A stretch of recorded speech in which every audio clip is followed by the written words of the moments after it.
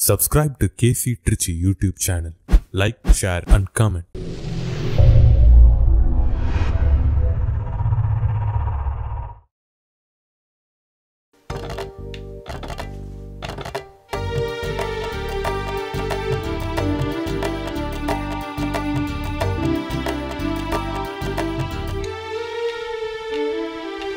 வரம் கேட்டு வருகின்றேன் இறைவா, என் குரல் கேட்டு அருளாயோ தலைவா.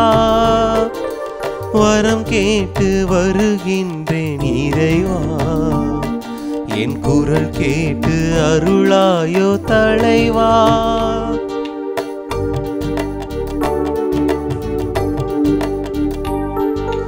பகை சூழும் இதயத்தின் சுவரை எல்லாம் என் பாசத்தால் தகர்க்கின்ற வரம் கேட்கின்றேன்.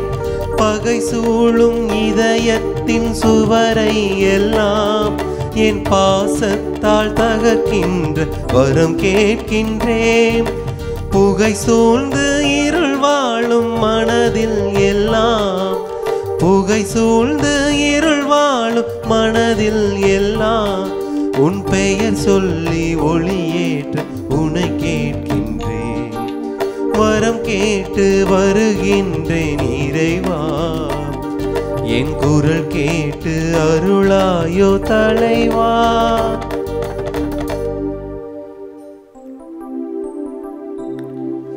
தந்தை மகன் தூயாவின் பெயராலே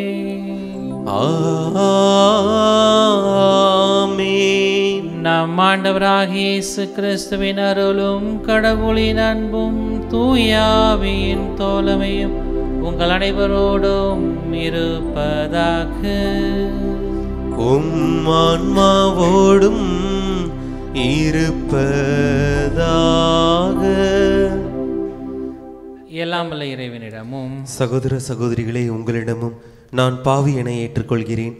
ஏனெனில் என் சிந்தனையாலும் சொல்லாலும் செயலாலும் கடமையில் தவறியதாலும் பாவங்கள் பல செய்தேன். என் பாவமே, என் பாவமே, என் பெரும் பாவமே. ஆகையால் எப்பொழுதும் கன்னியான புனித மரியாவையும் வானகதூதர் புனிதர் அனைவரையும், சகோதர சகோதரிகளே உங்களையும் நம் இறைவனாகிய ஆண்டவரிடம் எனக்காக வேண்டிக் கொள்ள மன்றாடுகிறேன். எல்லாம் வல்ல இறைவன் நம் மீது இரக்கம் வைத்து நம் பாவங்கள் அனைத்தையும் மன்னித்து நம்மை நிறைவான மகிழ்ச்சியான வாழ்வுக்கு அழைத்துச் செல்வாராக. ஆமீன்.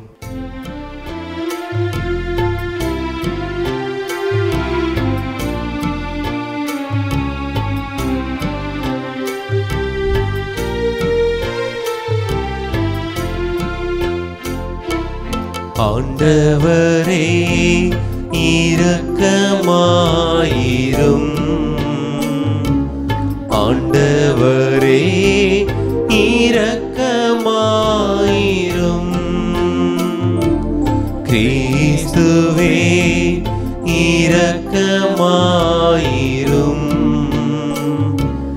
கிறிஸ்துவே இரக்கமாயிரும். ஆண்டவரே இரக்கமாயிரும்,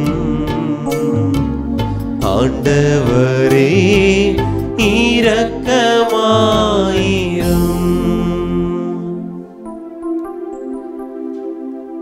மன்றாடுவோமாக.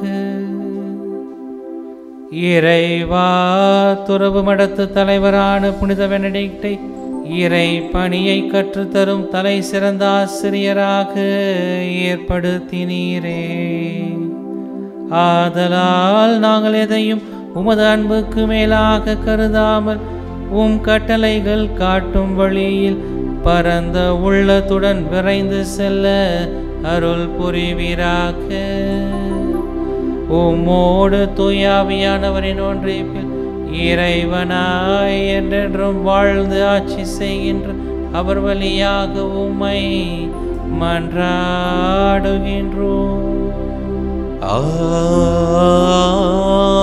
ஆமென். இறைவாக்கினர் எசாயா நூலிலிருந்து வாசகம்.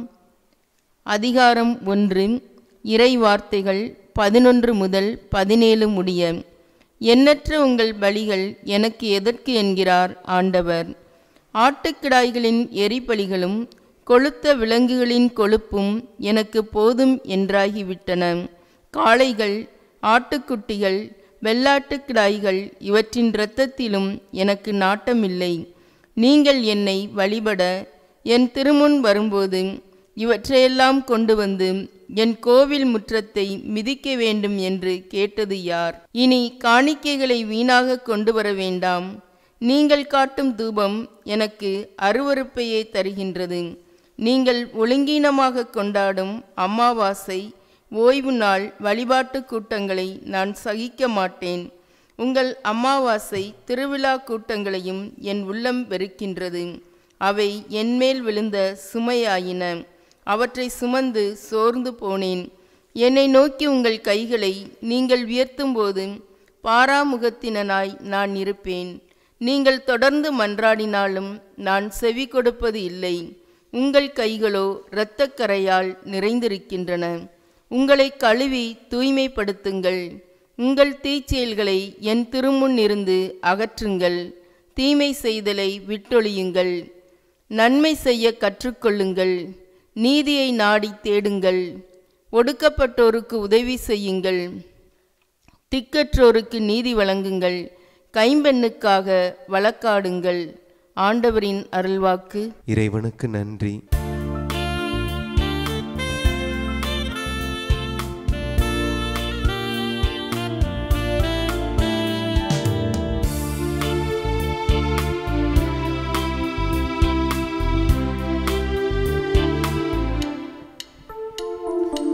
அமைதியின் தூதனா என்னையே மாற்றுமே. அமைதியின் தூதனா என்னையே மாற்றுமே. அன்பனே இறைவனே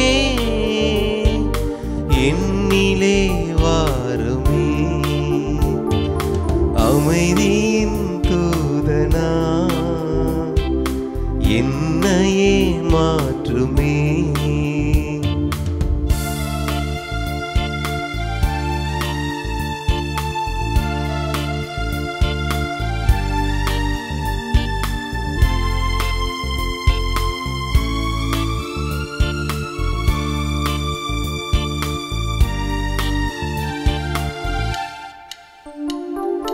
பகைமை உள்ள இடத்தில் பாசத்தை வளர்க்கவும்.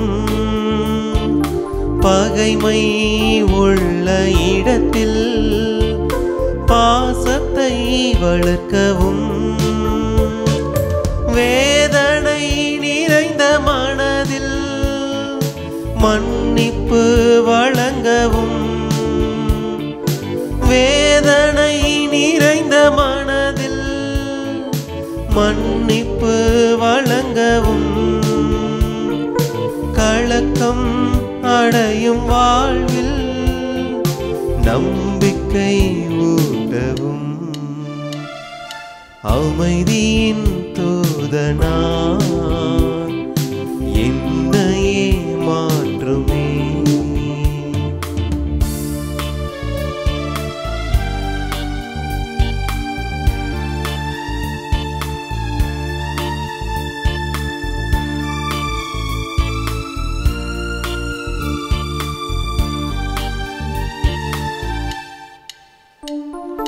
தளர்ச்சி ஓங்கும் பொழுது மனதிடம் தழைக்கவும். தளர்ச்சி ஓங்கும் பொழுது மனதிடம் தழைக்கவும். இருளே சூழும் வேளை ஒளியை ஏற்றவும். இருளே சூழும் வேளை ஒளியை ஏற்றவும். துயரம் வாட்டும் நேரம் உதயம் காணவும். அமைதியின் தூதனா என்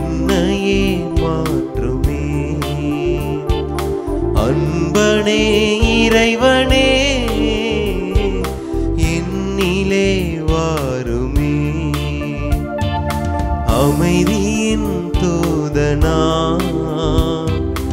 என்னையே மாற்றுமே.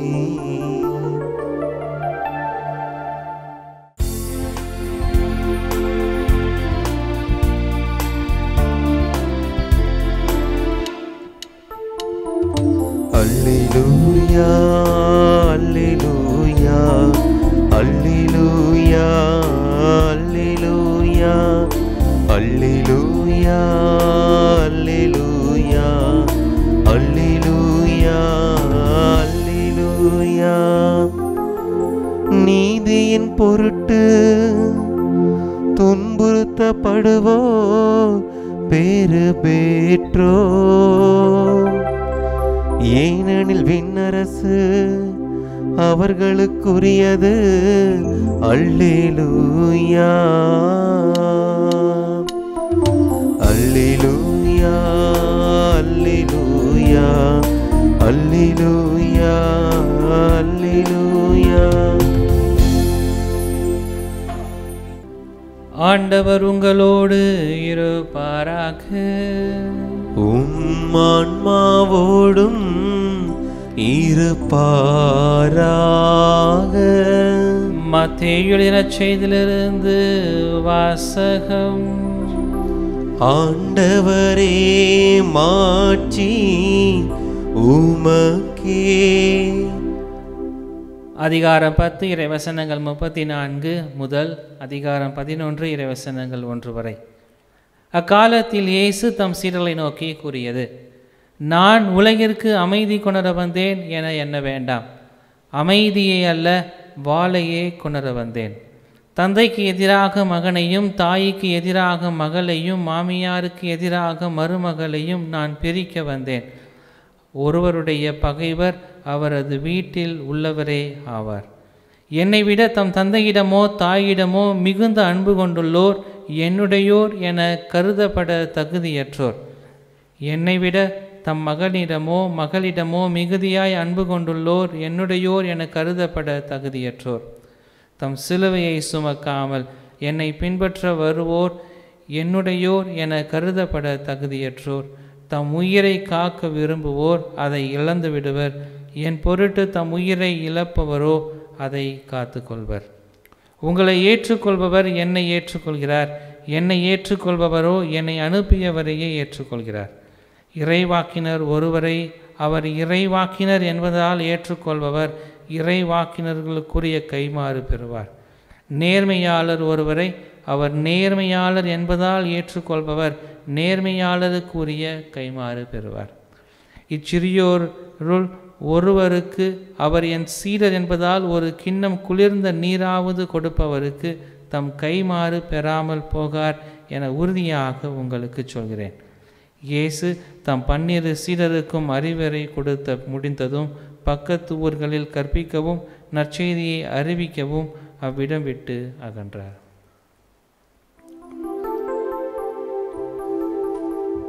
ஆண்டவரின் அருள்வாக்கு. கிறிஸ்துவே உமக்கு புகழ்.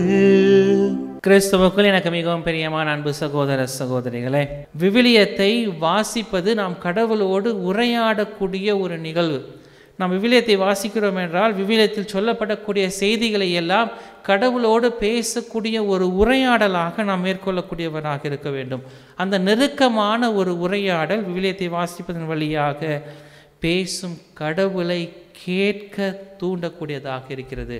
இந்த உரையாடலின் வழியாக நாம் மட்டும் பேசிக்கொண்டிருப்பதல்ல, மாறாக பேசும் கடவுளை நாம் கேட்கக்கூடியவர்களாக இருக்க வேண்டும். அது இதயத்தின் காதுகள் வழியாக கேட்கக்கூடியதாக இருக்க வேண்டும். சாதாரண காதுகள் வழியாக அல்ல, மாறாக இதயத்தின் காதுகள் வழியாக நாம் கேட்கிற போது அது நம் உள்ளத்தை ஆட்கொள்ளக்கூடியதாக இருக்கிறது என்று சொல்லக்கூடியவராக இருக்கிறார். இதுதான் புனித பெனடிக்ட் நமக்கு கற்றுத்தரக்கூடியவராக இருக்கிறார். இன்று நாம் இறை வார்த்தையை வாசிக்கிறோம். பல நேரங்களிலே விவிலியத்தை நாம் வீடுகளிலும் அல்லது ஆலயங்களில் வாசிக்கக்கூடியவர்களாக இருக்கிறோம். ஆனால் இது கடவுளோடு நாம் கொள்ளக்கூடிய ஒரு உரையாடலின் பகுதியாக இருக்கிறதா?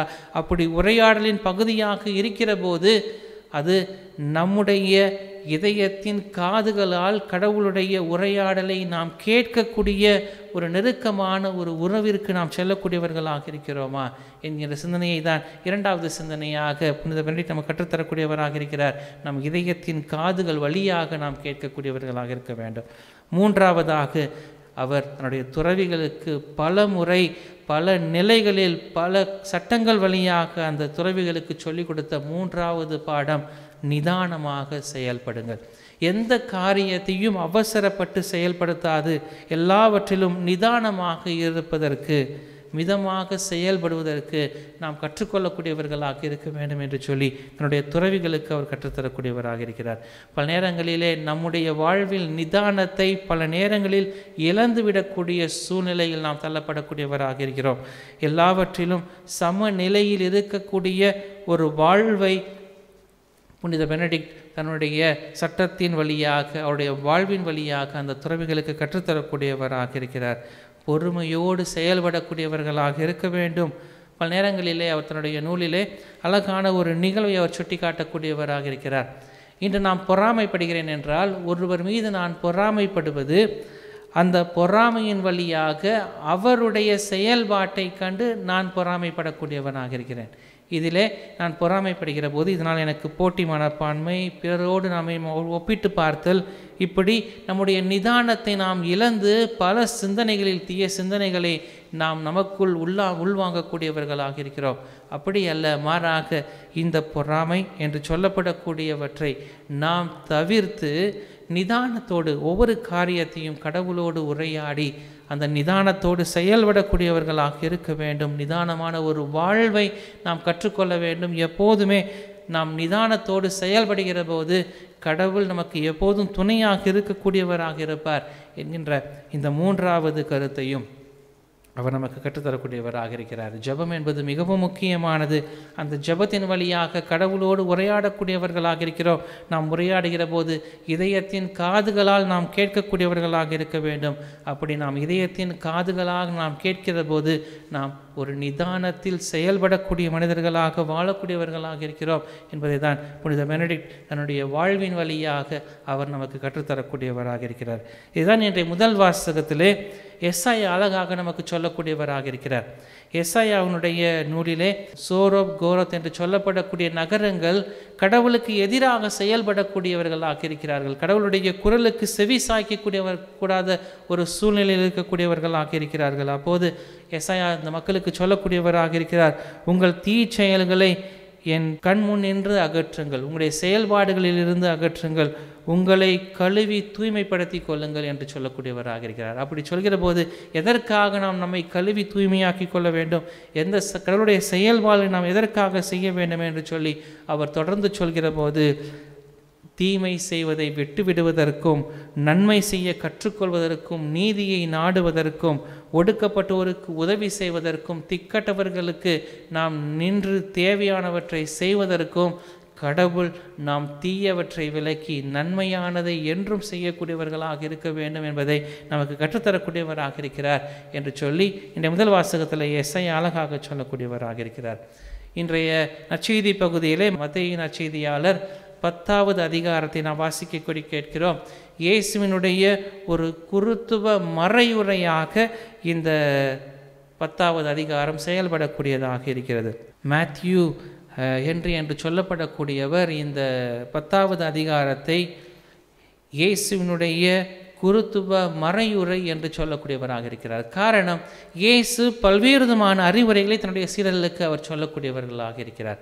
நீங்கள் எப்படிப்பட்ட ஒரு வாழ்வை வாழ வேண்டும், எப்படிப்பட்ட செயல்பாடுகளை நீங்கள் மக்களோடு இருந்து செய்யக்கூடியவர்களாக இருக்க வேண்டும் என்பதை அவர்களுக்கு கற்றுத்தரக்கூடியவராக இருக்கிறார். காரணம், இயேசு தம் சீடர்களுக்கு பல்வேறு விதமான சிந்தனைகளை, அந்த சீடத்துவ வாழ்வை அவர்களுக்கு கற்றுத்தரக்கூடியவராக இருக்கிறார். என்னுடைய முதல் நன்றி திருப்பலியிலே எனக்கு மறையுரையாற்றிய ஒரு தந்தை கிட்டத்தட்ட ஒரு 3/4 மணி நேரம் மறையுரையாற்றினார். 3/4 மணி நேரம் மறையுரை ஆற்றிய போதும் அவர் பல்வேறு விதமான பிரச்சனைகளை அந்த மக்களுக்கு, அதாவது குருக்கள் படக்கூடிய பிரச்சனைகளை, சவால்களை எடுத்து சொல்லக்கூடியவராக இருந்தார். திருப்பலி முடிந்து வந்த பிறகு அந்த என்னோடு இருந்த அருள் சகோதரர்கள், என்னோடு இருந்த குருக்கள் மற்றும் எல்லோருமே ஏன் இப்படி இவர் நல்ல நாளில் பல்வேறு விதமான தீய சிந்தனைகளை, பல்வேறு விதமான சவால்களை இப்படி சொல்லி பயமுறுத்தக்கூடியவராக இருந்தார் என்றெல்லாம் சொல்லி பல்வேறு விதமான கேள்விகளை கேட்கக்கூடியவர்களாக இருந்தார்கள். ஆனால் எனக்கு காலங்கள் செல்ல செல்ல தான் புரிந்தது, கடவுள் நமக்கு பல்வேறு விதமான சவால்களை தரக்கூடியவராக இருக்கிறார். ஆனால் அந்த சவால்களின் வழியாக நாம் கடவுளை பின்தொடரக்கூடிய மக்களாக இருக்க வேண்டும். அதை தான் முன்னிறுத்தி, அதை தான் நற்செய்தியிலே இயேசு தன்னுடைய சீடர்களுக்கு குறிப்பாக சொல்கிறார், தம் சிலுவையை சுமக்காமல் என்னை பின்பற்றி வரக்கூடிய எவரும் என்னுடையோர் என கருதப்பட தகுதியற்றோர் என்று சொல்லப்படக்கூடியவராக இருக்கிறார். சிலுவைகளை சுமக்காமல் என்னை பின்பற்றி வருவோர் என்னுடையோர் என கருதப்பட தகுதியற்றோர் என்று இயேசு சொல்கிறார். காரணம், சிலுவைகள் என்பது துன்பங்கள் மட்டுமல்ல, நாம் தினமும் சந்திக்கக்கூடிய ஒவ்வொரு சவால்களையும் முன்னிறுத்தக்கூடியதாக இருக்கிறது. கிறிஸ்தவ வாழ்வு என்பது சவால்களை முன்னிறுத்தக்கூடியதாக இருக்கிறது. இதுதான் புனித பெனடிக்ட் தன்னுடைய நூலிலே குறிப்பிட்டு சொல்லக்கூடியவராக இருக்கிறார்.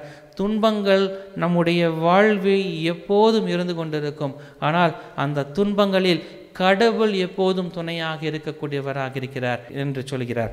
சிலுவையை சுமக்காமல், துன்பங்களை தாங்கிக் கொள்ளாமல் நாம் எப்போதும் கிறிஸ்துவை பின்பற்றுகிறேன் என்று சொல்வதற்கு நாம் எந்தவிதமான ஒரு தகுதியற்றவர்கள் என்று சொல்லி புனித பெனடிக்ட் சொல்கிறார். இதுதான் தன்னுடைய நூலிலே அவர் பெனடிக்டைன் ரூல் என்று சொல்லப்படக்கூடிய அந்த புத்தகத்திலே அவர் சொல்கிறார், சிலுவைகள் என்பது நமக்கு பல வழிகளில் வரக்கூடியதாக இருக்கும். இன்று சிலுவைகள் என்பது பல்வேறு நிலைகளில் அல்லது பல்வேறு சவால்களை முன்னிறுத்தியதாக இருக்கும். ஆனால் அந்த சவால்களை நாம் கடவுளின் துணை கொண்டு வெற்றி பெறக்கூடியவர்களாக இருக்க வேண்டும் என்று நமக்கு கற்றுத்தரக்கூடியவராக இருக்கிறார். நமக்கு எல்லா விதமான நலன்களையும் இறைவன் தரக்கூடியவராக இருக்கிறார்.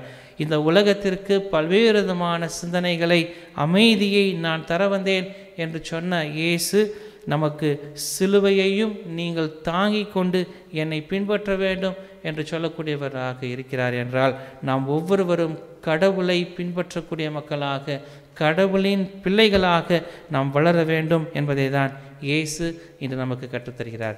நாம் ஒவ்வொருவரும் கடவுளின் பிள்ளைகளாக மாற வேண்டும்.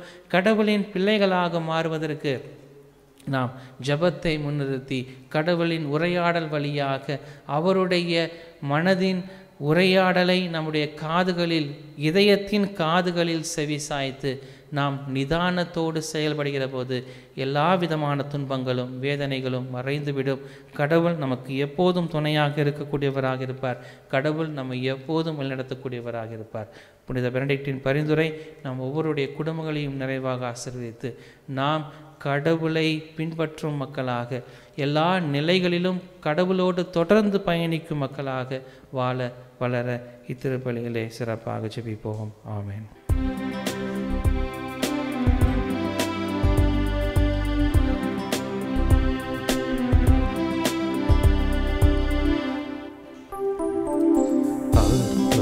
மலராய் வந்தே அர்ச்சனையாக்கினேன் என்னை, அர்ப்பண மலராய் வந்தே அர்ச்சனையாக்கினேன் என்னை.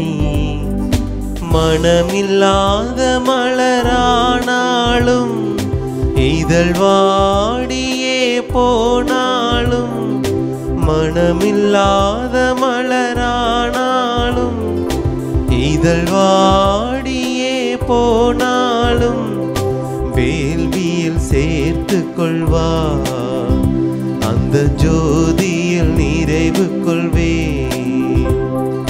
வேள்வியில் சேர்த்து கொள்வார், அந்த ஜோதியில் நிறைவு கொள்வேன். ஆ ஆ ஆ அர்ப்பண மலராய் வந்தேன், அர்ச்சனையாக்கினேன் என்னை.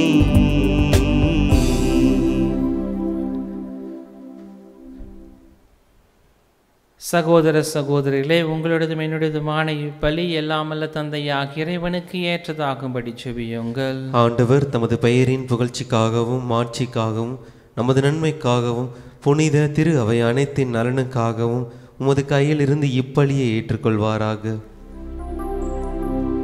ஆண்டவரே, புனித பெனடிக்டின் விழாவில் நாங்கள் கொண்டு வரும் இக்காணிக்கைகளை கனிவுடன் கண்ணோக்கி அருளும். நாங்கள் அவருடைய எடுத்துக்காட்டை பின்பற்றி உம்மையே தேடவும் ஊழியத்தில் ஒற்றுமை, அமைதி ஆகிய கொடைகளை பெற்றுக்கொள்ளவும் தகுதி பெறுவோமாக.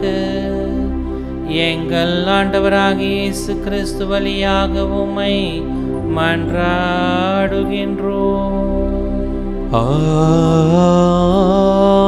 ஆமென். ஆண்டவர் உங்களோடு இருப்பாராக. உம் ஆன்மாவோடும் இருப்பாராக. மகிழ்வுறும் இதயங்களை ஆண்டவரிடம் எழுப்புங்கள். ஆண்டவரிடம் எழுப்பியுள்ளோ நம் இறைவனாகிய ஆண்டவருக்கு நன்றி பண்பாடி மகிழ்வோம். அது தகுதியும் நீதியும் ஆனதே. ஆண்டவரே, தூயவரான தந்தையே, என்றும் உள்ள எல்லாம் வல்ல இறைவா, எந்நாளும் எவ்விடத்திலும் நாங்கள் உமக்கு நன்றி செலுத்துவது மெய்யாகவே தகுதியும் நீதியும் ஆகும். எங்கள் கடமையும் மீட்புக்குரிய செயலுமாகும். ஏனெனில் புனிதர்களின் திருக்கூட்டத்தில் நீர் ஒருவரே புகழ் பெறுகிறீர். அவர்களின் பேறு பயன்களுக்கு ஏற்ப நீர் வெற்றி வாகை சூடும்போது உம் கொடைகளையே மணிமுடி சுட்டுகின்றீர். அவர்களுடைய வாழ்க்கை நெறி எங்களுக்கு எடுத்துக்காட்டாகவும் அவர்களோடு உள்ள உறவு ஒன்றைப்பு எங்களுக்கு தோழமையாகவும் அவர்களது பரிந்துரை எங்களுக்கு பேருதவியாகவும் இருக்க நீரே எங்களுக்கு அருளுகின்றீர். இவ்வாறு இத்தகைய திரளான சாட்சிகளால் நாங்கள் உறுதி பெற்று வாழ்க்கை போராட்டத்திலே தோல்வியுறாது நிலைத்து நின்று அழியாத மாட்சியின் முடியை அப்புனிதர்களோடு எங்கள் ஆண்டவராகிய கிறிஸ்து வழியாக பெற்று மகிழுகின்றோம். ஆகவே வானக தூதர் முதன்மை வானக தூதரோடும் புனிதரின் பெருந்திரளோடும் சேர்ந்து நாங்கள் உமக்கு புகழ்ச்சி பண்ணி செய்து முடிவின்றி பாடுவதாவது: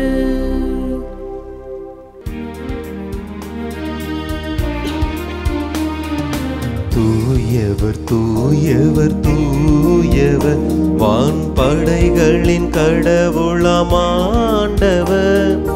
விண்ணகமும் மண்ணகமும் உமது மாட்சியால் நிறைந்துள்ளன. உன்னதங்களிலே ஓசன்னா, உன்னதங்களிலே ஓசன்னா. ஆண்டவர் பெயரால் வருகிறவர் ஆசி நிரம்ப பெற்றவரே. உன்னதங்களிலே ஓசன்னா, உன்னதங்களிலே ஓசன்னா. ஓசன்னா ஓசன்னா ஓசன்னா ஓசன்னா.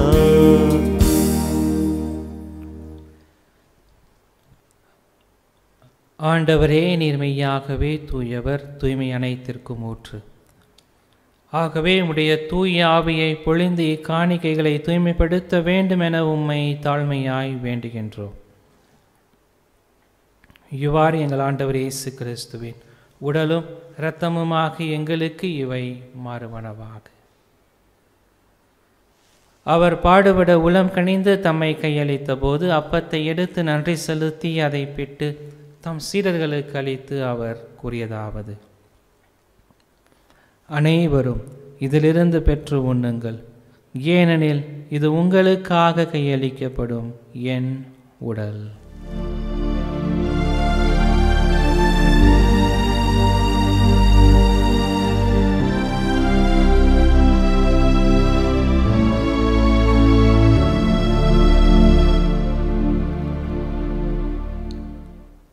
அவ்வண்ணமே இரவு விருந்தை அருந்திய பின் கிண்ணத்தையும் எடுத்து மீண்டும் உமக்கு நன்றி கூறி தம் சீடர்களுக்கு அளித்து அவர் கூறியதாவது: அனைவரும் இதிலிருந்து பெற்று பருகுங்கள், ஏனெனில் இது புதிய நிலையான உடன்படிக்கை கூறிய என் இரத்தத்தின் கிண்ணம். இது பாவ மன்னிப்புக்கென்று உங்களுக்காகவும் பலருக்காகவும் சிந்தப்படும். இதை என் நினைவாக செய்யுங்கள்.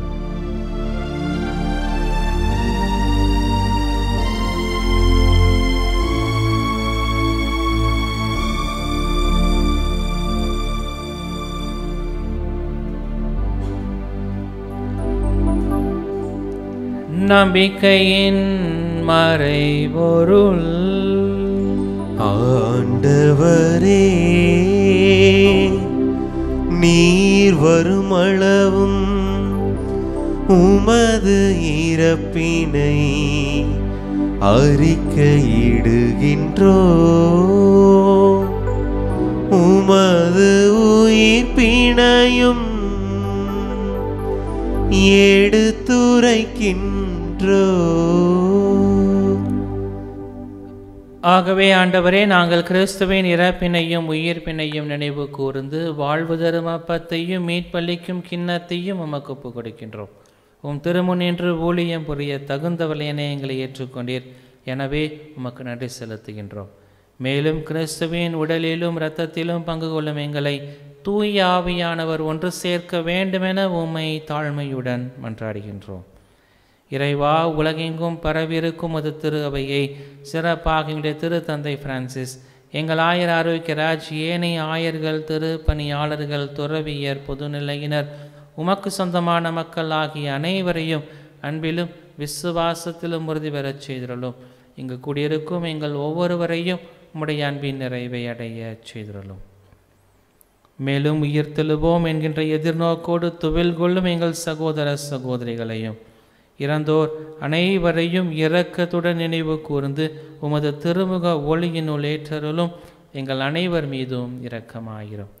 கடவுளின் கன்னித்தாயான மாட்சிமிக்க மரியாள், அவருடைய அன்பு கணவரான புனித யோசேப்பு, புனித திரு தூதர்கள், மறை சாட்சியர், புனித பெனடிக்ட், இவ்வுலகில் முக்குகந்தவராய் வாழ்ந்த புனிதர் அனைவருடனும் நாங்கள் நிலை வாழ்வில் தோழமை கொண்டு உம் திருமகன் இயேசு கிறிஸ்து வழியாக உம்மை புகழ்ந்தேத்தும் வரமருள உம்மை மன்றாடுகின்றோம்.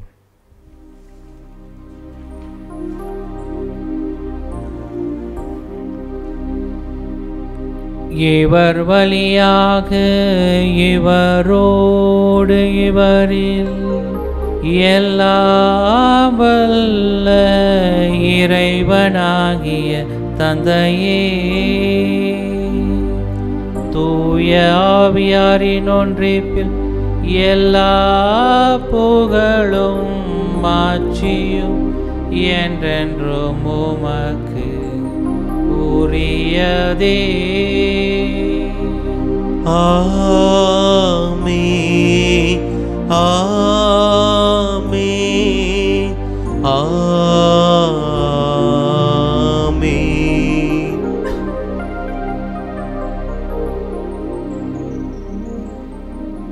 மீட்பரின் கட்டளையால் கற்பிக்கப்பட்டு இறை படிப்பினையால் பயிற்சி பெற்ற நாம் அனைவரும் துணிந்து பாடி ஜெபிப்போம். விண்ணுலகில் இருக்கிற எங்கள் தந்தையே, உமது பெயர் தூயது என போற்ற பெருக, உமது ஆட்சி வருக, உமது திருவுளம் விண்ணுலகில் நிறைவேறுவது போல மண்ணுலகிலும் நிறைவேறுக.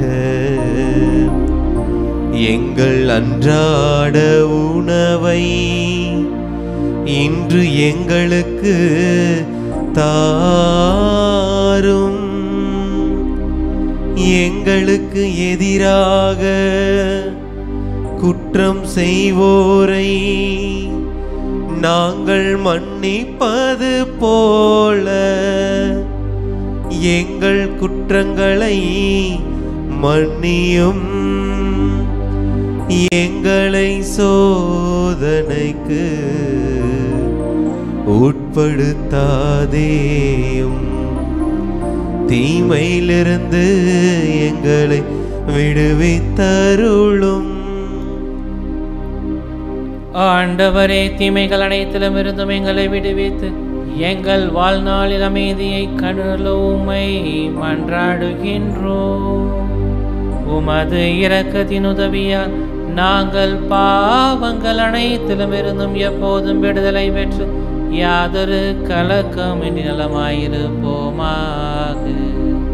நாங்கள் நம்பியிருக்கும் பேரின்ப நல்வாழ்வையும் எமீட்பராகிய இயேசு கிறிஸ்துவின் வருகையும் மகிழ்ச்சியுடன் எதிர்பார்த்திருக்கின்றோம். ஏனெனில் ஆட்சியும் வல்லமையும் மாட்சியும் என்றென்றும் உமதே. ஆண்டவராகிய இயேசு கிறிஸ்துவே, அமைதியை உங்களுக்கு விட்டுச் செல்கிறேன், என் அமைதியையே உங்களுக்கு அளிக்கிறேன் என்று உடைய திருத்தூதர்களுக்கு மொழிந்தீரே. எங்கள் பாவங்கள், குற்றங்கள், குறைகள், பலவீனங்களை எல்லாம் பாராமல் உம்முடைய திருச்சபையின் எளிய நம்பிக்கையை கண்ணோக்கி எங்கள் உள்ளங்களுக்கு, குடும்பங்களுக்கு அமைதியையும் ஒற்றுமையும் மகிழ்ச்சியும் அளித்தருள திருவுளம் கொள்வீராக. என்றென்றும் வாழ்ந்து ஆட்சி செய்கின்றவர் நீரே. ஆமென். ஆண்டவருடைய சமாதானம் உங்களோடு என்றும் இருப்பதாக. உம் ஆன்மாவோடும் இருப்பதாக. ஒருவருக்கொருவர் உறவின் வாழ்த்தை பகிர்ந்து மகிழ்வோம்.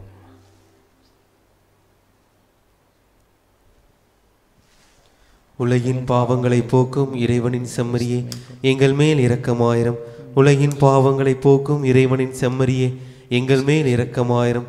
உலகின் பாவங்களை போக்கும் இறைவனின் செம்மறியே, எங்களுக்கு அமைதியை அளித்தருளும்.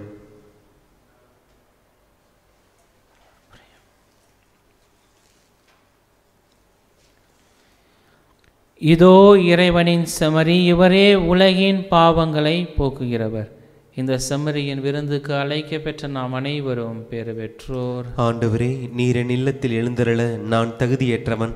ஆனால் ஒரு வார்த்தை மட்டும் சொல்லியருளும், எனது ஆன்மா நலமடையும். ஆசை திருவிருந்துக்கான மன்றாட்டு.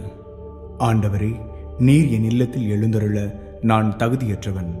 ஆனால் ஒரு வார்த்தை மட்டும் சொல்லியருளும் என்று நூற்றுவர் தலைவன் ஜெபித்தது போல நாங்களும் இப்போது உம் திருப்பாதம் பணிந்து வேண்டுகிறோம். இனிய இயேசுவே, நாங்கள் தகுதியற்றவர்களாய் இருந்தாலும் எங்கள் தகுதியின்மையை பாராமல் நீர் எங்கள் உள்ளங்களில் எழுந்து வாரும். உம் அன்பிலும் அருளிலும் நாங்கள் நிலைத்திருக்க எம்முள் எழுந்து வாரும். உம் பிள்ளைகளாக, உயிருள்ள உண்மை சாட்சிகளாக, உமது நற்செய்தின்படி வாழ்பவர்களாக எங்களை உருமாற்ற வாரும். தந்தையின் திருவுளப்படி வாழ்ந்திட எங்களுக்கு துணை புரிந்திட வாரும். நன்மை செய்வதில் ஆர்வமுள்ளவர்களாய், தீமைகள் அனைத்திலிருந்தும் விடுதலை பெற்றவர்களாய் வாழவும் எங்களை வழிநடத்த வாரும். எல்லா நலன்களும் வளங்களும் எங்களை நிரப்ப வாரும். ஆமேன். நன்றியோடு மன்றாடுவோமாக. ஆண்டவரே, நிலை வாழ்வின் பிணைப்பாகிய திரு உணவை பெற்றுக்கொண்ட நாங்கள் உம்மை பணிந்து வேண்டுகின்றோம். புனித பெனடிக்டின் படிப்பினைகளை கடைபிடித்து பற்றுறுதியுடன் உமக்கு ஊழியம் புரியவும், சகோதர சகோதரிகளை ஆர்வத்துடன் அன்பு செய்யவும் எங்களுக்கு அருள்வீராக. எங்கள் ஆண்டவராகிய இயேசு கிறிஸ்து வழியாக உம்மை மன்றாடுகின்றோம்.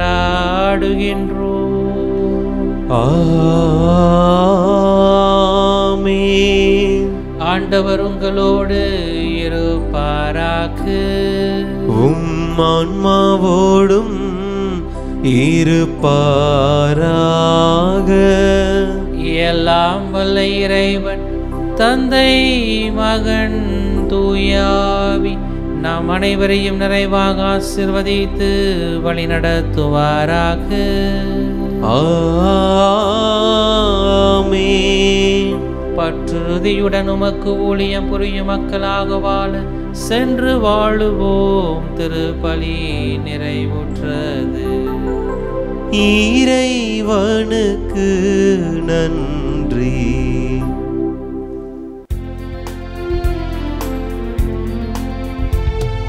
அழகின் முழுமையை தாயே, அழகையின் தலை மீதி தாயே, உலகினில் ஒளியேற்றிடவே அமலனைய மக்களித்தாயே. இருளே சூழ்ந்திடும் போதே உதய தாரகை போல, இருளே சூழ்ந்திடும் போதே உதய தாரகை போல, அருளே நிறைந்த மரியே அருள் வழி காட்டிடுவாயே. அழகின் முழுமையை தாயே, அழகையின் தலை மீதி தாயே, உலகினில் ஒளியேற்றிடவே அமலனைய மக்களித்தாயே.